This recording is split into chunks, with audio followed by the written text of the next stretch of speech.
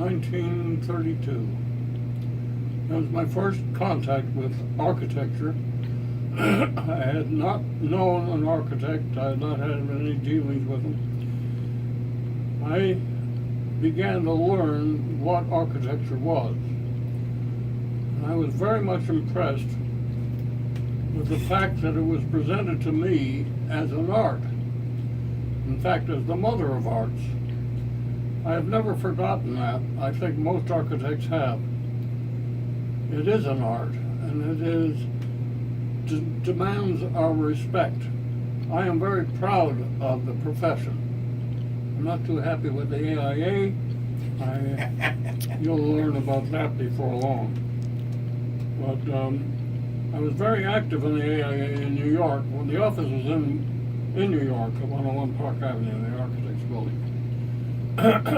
It was founded by a man named Arnold W. Brunner, Brunner, who was in the old McKinley White era.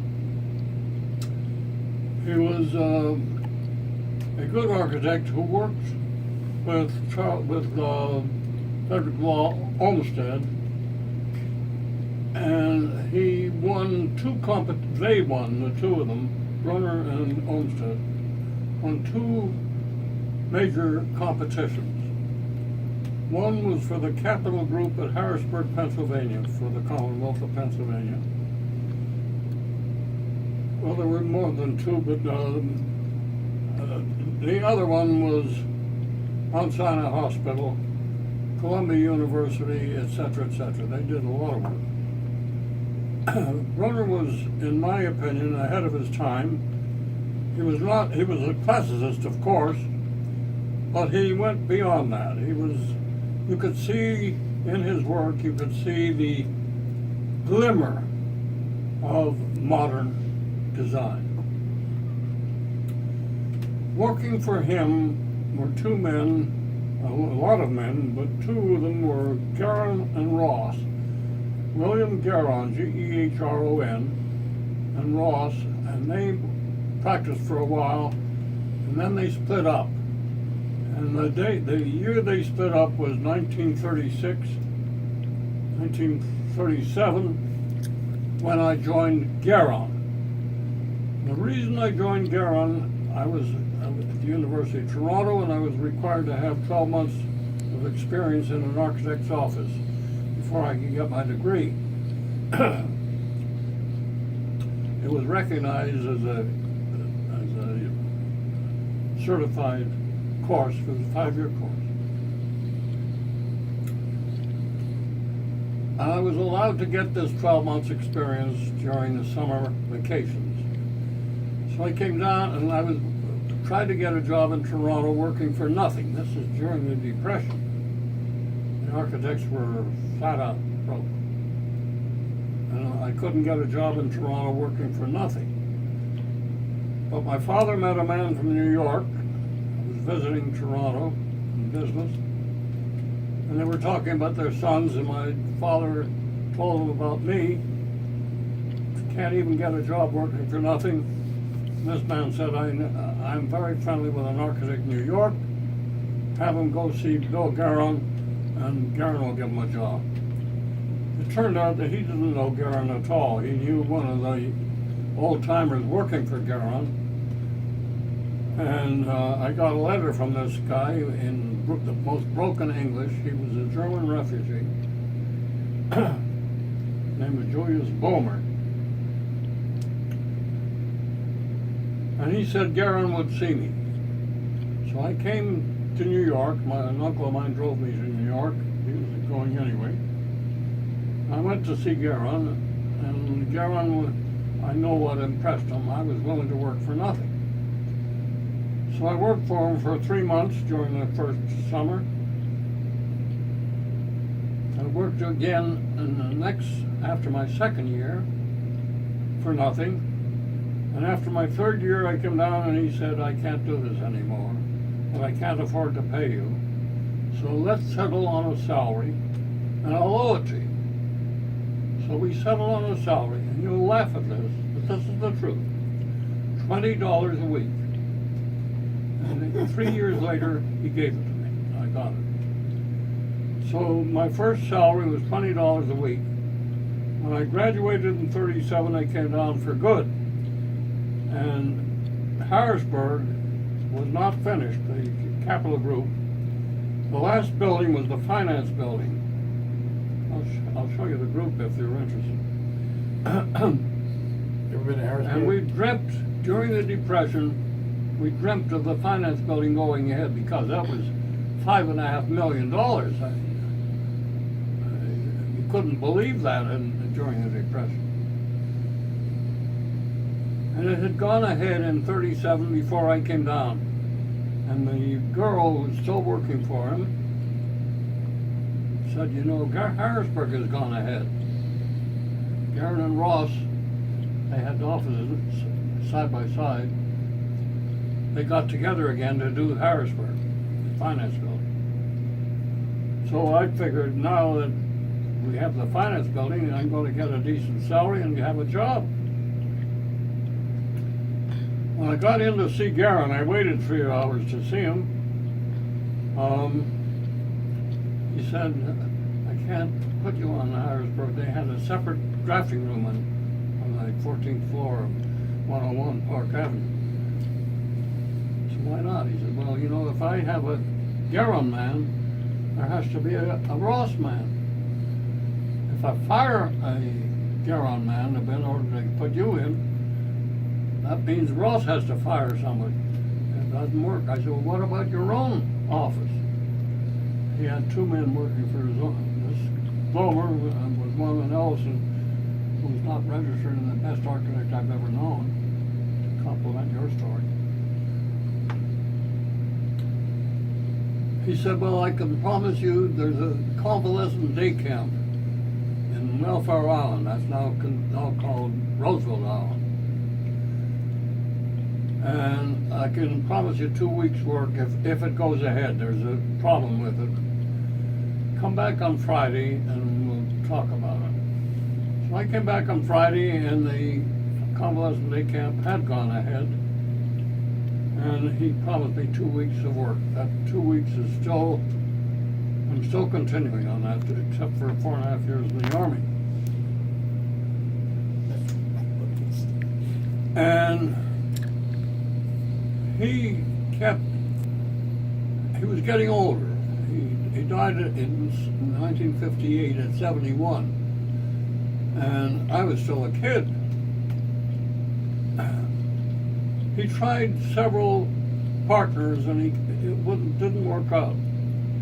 And Bomer and Ellison, the 2 men he had, kept saying, why don't you take Seltzer? Well, Seltzer's a good man, but he's young, you know, and inexperienced.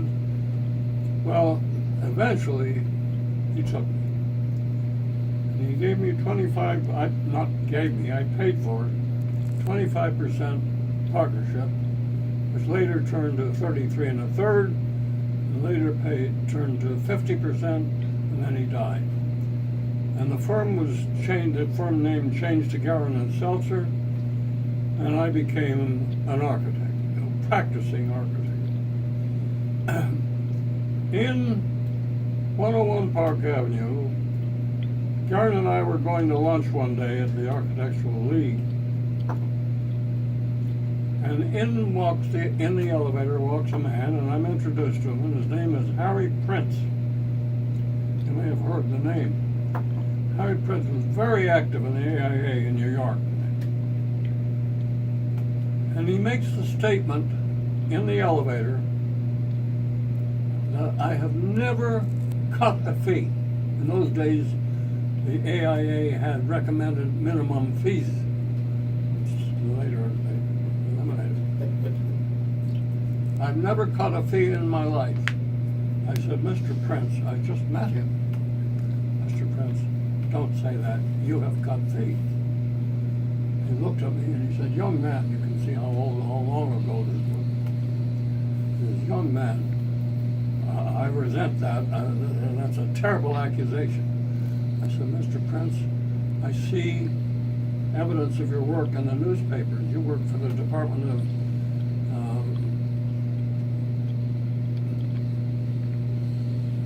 State government. Public Works Public Works.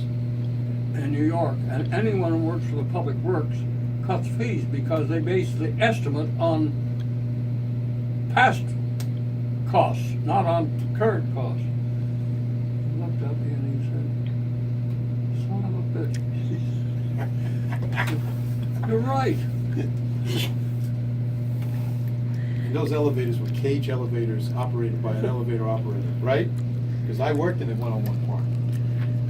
Okay. Now, if I'm going into too much detail, tell me. No, I think this is very intriguing. Sorry. I get a call from Harry Prince. He says, "Mr. Seltzer, may I call you Gil?" I said, "You certainly may. I want to make you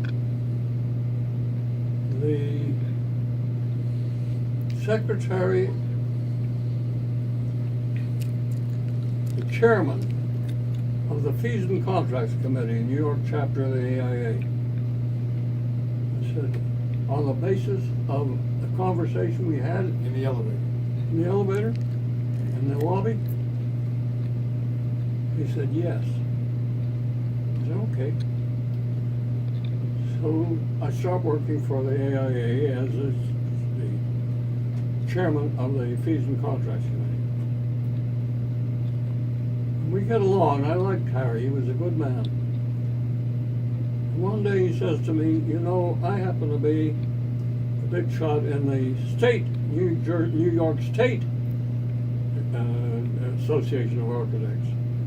"Yes," he says, "I want to make you chairman of the Fees and Contracts Committee of the State Association." "Okay, Harry," he says, "that's what you want." So I became. One day we are offered a hospital job by the state of New York. Garen was still alive. I go to Garen and I say, "Bill, I don't want that job." He said, "Why not?" I said, "It's a loser. The fee schedule that the state uses will not pay us for doing that job." That was anathema to him. He hated, but I had proven myself on a former job. So he said, "Well, look, if you say it's a loser, then I agree." But he said, "I think you're making a mistake. You're working with the Albany to get improvements in the state contract for architects. Why don't you find out who else is on that in the schedule to get a job, and get the bunch of you together to go and use that as a wedge?" I said, "You know, that's a hell of a good idea." So I get 5 architects together and I start a series of meetings, luncheon meetings at the Commodore Hotel, which is right next to 101 Park, near. And these 5 architects, who happen to be top architects, and they're not the shysters, and they listen to me and they get up and they clap me on the shoulder and they say, "It's about time. Why hasn't someone ever done this before? This is fantastic." The next meeting, a week later, one of them comes with a long face. "What's your problem?" "Well, we were offered a job and we took it." "You did? Why?" "Well, we were offered 2 prisons. We figure we can use the same details on both, so the fee isn't that bad." The following week, another gun comes with a long face. Why?